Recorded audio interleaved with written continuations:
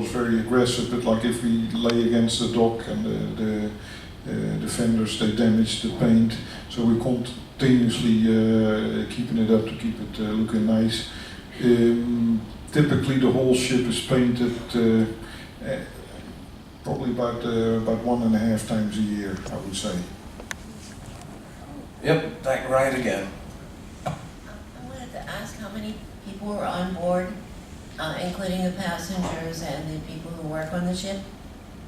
Well, we have about 2,300 people and about 900 crew, so somewhere around 3,200. And Chris, right up the back, you got one question? Yep. Yes, I've been in all sorts of cruises, and I know that there's people that are crazy and jump off board. Is it better to jump off in front or in the back? Somebody take our cabin number, please.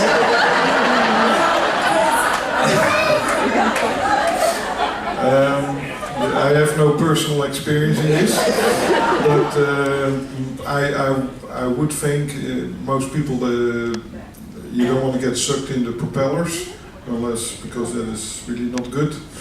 So, but if you want to enjoy the ship sailing away, jump off the back and jump from as lower deck as possible. Just don't jump. Just don't do it. Like, it's not. Yeah, don't do it. Yeah, No, there is no good. No, good but place. can you see, as a captain, can you see it better from the front or the back? Well, we have like camera systems that look at everything. Yes. So hopefully they'll spot it. Okay. Cool. I noticed up on the top deck in the forward area, there's some large pieces of glass, and one of them was broken and there's plywood put in instead. I just was curious what had happened there. Probably there's always some tension in the ship, so the ship actually bends. So if that pane of glass is touching the metal somewhere, then it could be that it gets squeezed and bursts. Or most of the panes are actually double pane glass with like the same like you have at home, the nitrogen in between. So if if somehow the seal is broken and they get milky inside, they replace them as well. And Chris, where you go? He's up there, up the back, is he? If someone has a medical emergency, how do you get them to like the closest hospital or wherever they might need to go? It depends on the emergency. The doctor contacts me and said I have this person that needs to get off really bad. Then we call the Coast Guard or whichever Marine Rescue Center is closest, and then they actually have our doctor talk with their doctor to discuss the options, and sometimes that's a helicopter, sometimes that's a boat, or we have to speed up, or they will, if it's a mid-ocean thing, then we've had them drop medication or blood plasma or whatever until we get within helicopter range, so all kinds of things can happen at that point. Yep, over here, brother. How many ships are in the Holland Cruise Line? We have 14 or 15 now. 14? Yeah, 14 right now. Next year we have 15 again. What's the new one? Yep, still up there with Chris. What does it cost to park the boat when you go to a port? That's very different from port to port, actually, and that ranges. If you go to Fredrikstad in St. Croix, you pay nothing. They really like us there, and they just like to promote people coming to the island. So they said, whenever you like, you can come and dock, and it doesn't cost anything. But most places cost $10,000–15,000. The most expensive place in the world, I believe, is Göteborg, Sweden now, and I think they charge about $150,000 for the pleasure. Yes, New York is second at about 120.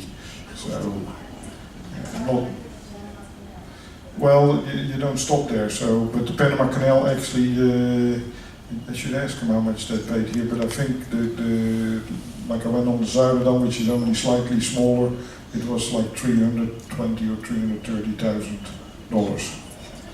Yeah, pretty cheap. We got one down here, or Chris, be back up there with you? Still up there with you, okay. I got a bargain. Right, all right.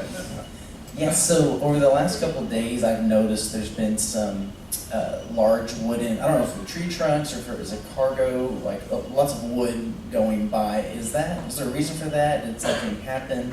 And then kind of as a follow-up question to that, if there is a ship where some cargo is dropped, is there a way that a system of notification, of notifying other ships, to watch out for debris or something like that? Yeah, the trees are really trees that are floating in the water, and that's basically because when a tree gets old, it falls over and it rolls in the water and then it floats off. And that's what happens when most of these trees, they just they come from these islands. If the water is high, then eventually they will reach the water. The cargo, there's some wild stories going around about ships hitting containers and stuff like that. If in bad weather a container falls off a ship, almost always it sinks immediately because that container is not waterproof. So the container actually will take on water and sink. Every once in a while it happens that it does float for, maybe the container's full of ping pong balls or something like that. Then a couple of years back there was a sailboat that hit a container, but that is really a seldom occurrence. All right, we got down here with Marlon, then we're going up the back with Chris, and then the final one down here, yeah? So, over here. The first thing is, what's the name of the newest ship? The newest ship, our new ship is the Koningsdam, and the one that is coming out next year is the new Statendam. And then the second one was on the elevator map. I saw something like it's really far down, but it says medical center. If you get sick, that's where you go. It's like our little hospital. So it's not, you can do anything from sticking a band-aid on to taking out your appendix. Yeah, that's it. And up the back with Chris, and then the final one will be down the front here. How do you process gray water? Grey water is essentially so grey water. The ship has, as you know, what goes on must come off at some point. Grey water is the water that comes from the showers, the kitchens, etc. And we have a wastewater plant. So it's like your local town or whatever. We treat the wastewater through essentially it's like a big septic tank. So the water goes in a tank, we got bacteria eating merrily away at the soap scum and the food particles and all the other stuff that comes out of the toilets and everything. And once they've had their fill, the water is actually extracted through a membrane, through a filter. So then it goes, then it's essentially clean water. We run it through a UV filter after that in case there's any bacteria left in that water, and then it goes overboard. And so the only residue that is left is a kind of biosludge which consists of dead bacteria.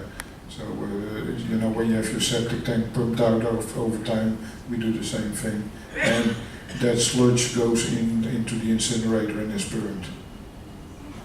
And the final one right here down the front. Yes, in your slide presentation, you mentioned you had 2 main anchors, and you have a spare. Is there any situation where you may have to cut an anchor loose, and do you lose the chain? Yeah, that has happened. When you pull up the anchor and it's not there anymore. That has happened. So sometimes. Yeah, sometimes it gets hung up on the bottom and you actually can't bring it up, and then you're forced to cut the chain. That has happened. Or what you can do in that case, you can actually slip the whole chain. So the chain, one end is attached to the anchor, but the other end is attached to the ship. So you just release the end that's attached to the ship, tie a buoy to it, and throw the whole thing overboard, and then you send some divers to go pick that back up. But if you do that,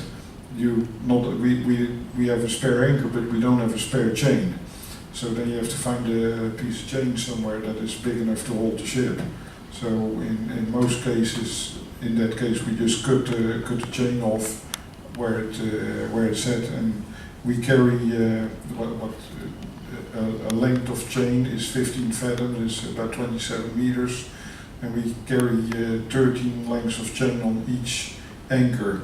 So most of the time you only need about 4 or 5 lengths of chain to anchor the ship. So you cut it off at that link, or actually you unhook the link, and then you still have most of your chain left. So put the next anchor on, and you're good to go. It's not that easy though. So it takes a little bit of work, and a big crane, and somebody that knows what he's doing. But yeah, that does happen, and then you have to figure out what you're going to do with it. Are you going to cut that chain? Are you going to be able to retrieve the other parts? Or you have to make some choices, because that chain is not cheap. All right, everybody, one more time. Please give it up for our captain.